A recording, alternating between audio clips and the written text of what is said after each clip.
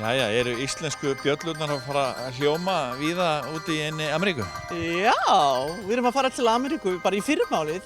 Förum til Massachusetts fyrst og svo förum við til New York City og þar erum við að spila í Carnegie Hall fræga.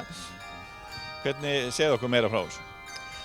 Við förum fyrst á bjöllukóramót sem haldið að þessu sinni í Massachusetts, í University of Massachusetts Amherst sem svona 2 tímar frá Boston.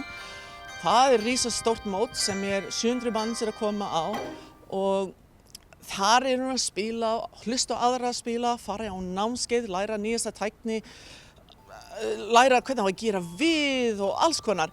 Svo förum við suður þá til New York City. Hvernig kemur það til? Þú ert að tala eitt þekktasta og virtasta tónlistarhús í heimi. Já, þetta alveg meiriháttar. Þetta svolítið ævintýri. Það sem gerðist var að það einhver, ég ekki alveg klár hver, en sá að við vorum að koma og sækja þessu mót. Og þeir hafði áhuga á okkur að því við erum heil sveit að koma og sjálfsögðu Ísland á svolítið öðruvísi. Og þeir hafði samband við mig og spurði hvort ég hafði tíma og áhuga að vera með í stóra tónleikar í Carnegie. Þetta Yale háskóli sem hafði samband.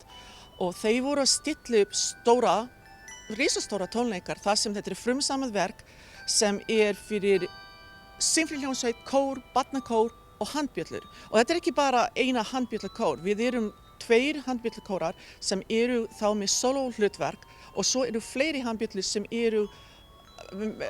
svona aðra, svona meira svona að hringja bara svona random.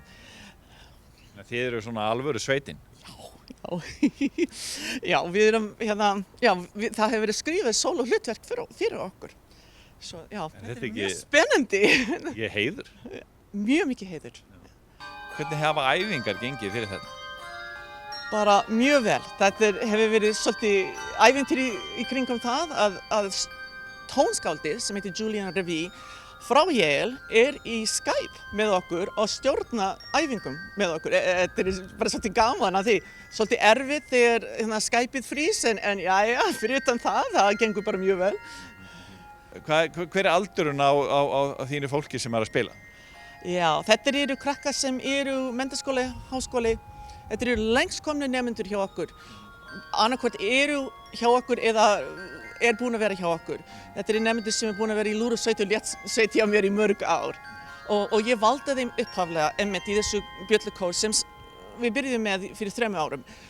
Út frá því að þeir voru mjög reyndir, kunna að lesa nótur og voru góð undir stjórnandans. En eru svona bjöllutónlist og bjöllukórar, þetta ekki frekar sjaldgæft? Það mjög sjaldgæft hér, en það út í Ameríku, það komin svolítið mikið af bjöllukórum, bæði í skólum og kirkjum og þegar ég fór að leita, það var hægt að fara á festival víða, það var eitt í Texas eða eitt í, ég hugsaði bara, það flogið beint á Boston, það var langþægilegast að fara þangað og svo opnast þessi möguleiki, þessi boð að fara í Carnegie, það bara frábært. Það ekki algengt að íslenskar sveitir séu að fara í Carnegie? Nei, alls ekki. Og við skulum ekki tala nemendahóp, þetta bara frábært. Og allir spenntir? Mjög svo. Við erum búin að halda tónleikar bæði hér og í Reykjavík og í kvöld lokaæfing fyrir Carnegie og svo bara beint upp í vél í fyrramálið. Við getum sagt að þetta sé enn ein rósin í hnappakka tónlistarskóla Reykjanesbæjar í Bítlabænum. En mitt, takk fyrir það, já.